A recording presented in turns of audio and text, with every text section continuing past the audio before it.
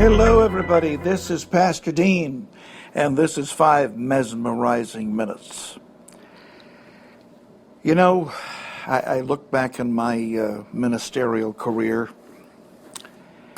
and I'll tell you something, how I have been so tempted to leave the ministry, especially when we have tough financial times. I'm 69 years old, and I do this program and I don't ask for any money. Occasionally we have, but God told me to retract that statement, or retract that kind of programming, because there are so many ministers on the airwaves with their hands out. So if God tells me to ask for money, I'll ask for money, but I don't. In the meantime, Pina and not so much Pina, but I get discouraged sometimes because the finances just don't come in. But God made me a promise years ago, and He said He would take care of me if I kept preaching the gospel. And down deep in my heart, I've got a fire in there. I've got a fire that cannot be extinguished by man. And that's to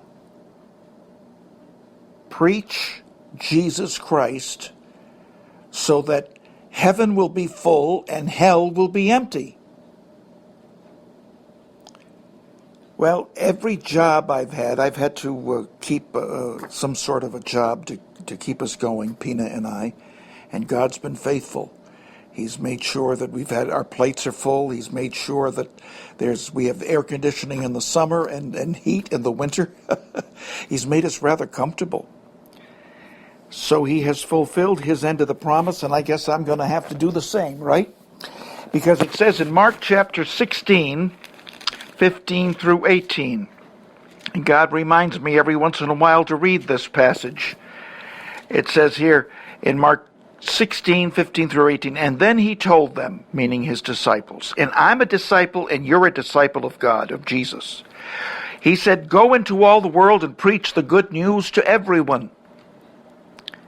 Anyone who believes and is baptized will be saved, but anyone who refuses to believe will be condemned. In verse 17 he says, these miraculous signs will accompany those who believe. They will cast out demons in my name. Well, we've done that. They will speak in new languages. Well, we've done that too. Verse 18 says, they will be able to handle snakes with safety. Well, that's symbolism for the devil. And if they drink anything poisonous, it won't hurt them. They will be able to place their hands on the sick and they will be healed. We've done all those things. When it says they'll be able to handle snakes with safety, and if they drink anything poisonous, I believe that is symbolism for sickness. If we get sick, God will heal us. Well, He healed me of throat cancer. My throat, my voice is not what it used to be, but He healed me so I can preach. See, there's a fire in me that just can't be extinguished, whether I like it or not.